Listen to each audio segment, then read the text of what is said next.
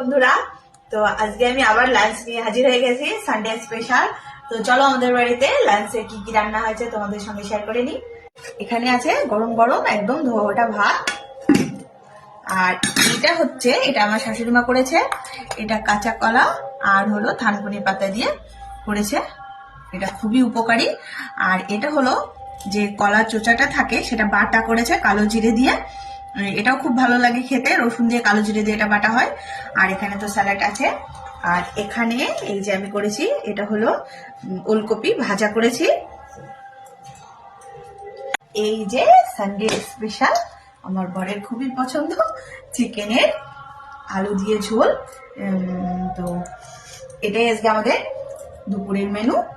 তো আমি এখন ভাত বেড়ে নিই, সরিয়ে রেখে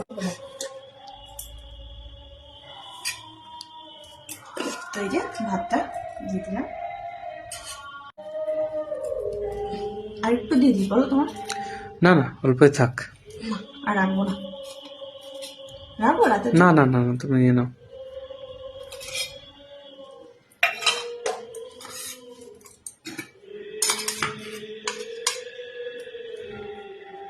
আমাদের তাও না বেশি, তুমি নাও।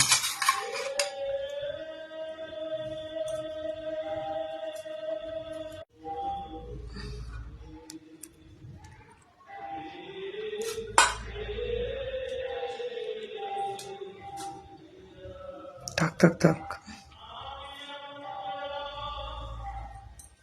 স্যালাড এখন মনে পড়ে দাও, এখনই দাও, তোমার পরে দিতে গেলে কষ্ট হয়ে যাবে।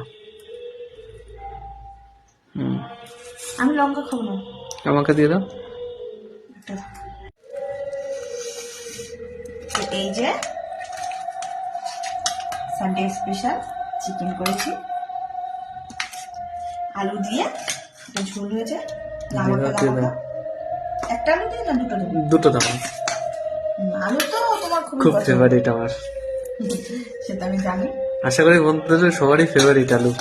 কার কার মাংসের আলু পছন্দের কমেন্ট করে জানিও। হ্যাঁ, আর তোমরা সানডেতে কি কি রান্না করলে বাড়িতে কমেন্ট করো, যে লাঞ্চে কি কি খাচ্ছ তোমরা। তো এখন আমি এই যে শুরু করব, সব আমার রেডি হয়ে গেছে। এই যে বরের খাবার বেড়ে দিয়েছি।